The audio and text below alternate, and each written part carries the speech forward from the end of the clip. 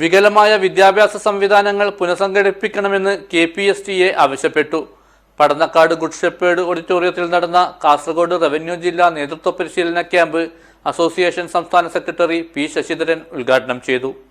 This news sponsored by Shobhika Weddings, Big Mall, Kanyanad, Kozhikode, Koilandi and Kutyadi.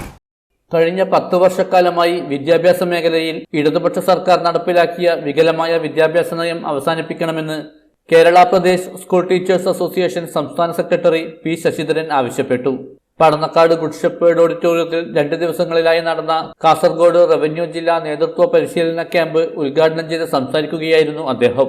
വിദ്യാഭ്യാസ മേഖലയിൽ ഉണ്ടായ ചോർച്ചയും ശോഷണവും അവസാനിപ്പിക്കുകയും എല്ലാവരെയും ഉൾച്ചേർത്തുകൊണ്ട് രാഷ്ട്രീയത്തിനതീതമായ പുതിയ സംവിധാനം രൂപപ്പെടുത്തി ഈ രംഗത്തെ ശക്തിപ്പെടുത്തണമെന്നും ക്യാമ്പ് ആവശ്യപ്പെട്ടു. ഒരു കാഴ്ചപ്പാടുകളും സൂക്ഷ്മമായ വിശകലനങ്ങളും കഴിഞ്ഞ 3 വർഷക്കാലമായി വിദ്യാഭ്യാസ മേഖലയെ കഴിഞ്ഞ 3-4 മാസക്കാലമായി KPSTA സംസ്ഥാന നേതൃത്വം സസൂക്ഷ്മമായി നിരീക്ഷിച്ചു വരികയാണ്. എന്നാൽ മറ്റൊരു ഭാഗത്ത് പ്രചണ്ഡമായ പ്രചരണം ഉണ്ടായിരുന്നു. എന്തായിരുന്നു പ്രചണ്ഡമായ പ്രചരണം?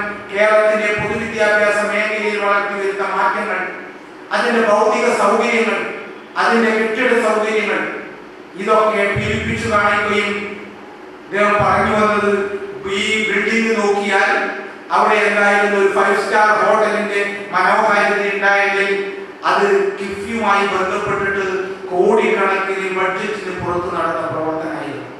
ചടങ്ങിൽ അസോസിയേഷൻ ജില്ലാ പ്രസിഡന്റ് K. ഗോപാലകൃഷ്ണൻ അധ്യക്ഷത വഹിച്ചു. സംസ്ഥാന നിർവാഹക സമിതി അംഗങ്ങളായ പ്രശാന്ത് കനത്തൂർ, അലോഷ്യസ് ജോർജ്, സ്വപ്ന ജോർജ്, ജില്ലാ സെക്രട്ടറി T. രാജേഷ് കുമാർ, ജില്ലാ ട്രഷറർ P. ശ്രീജ, സംസ്ഥാന സമിതി അംഗങ്ങളായ MK പ്രിയ, CM വർഗീസ്, സംസ്ഥാന കൗൺസിലറായ RV പ്രേമാനന്ദൻ തുടങ്ങിയവർ സംസാരിച്ചു. News bureau, Kanhangad.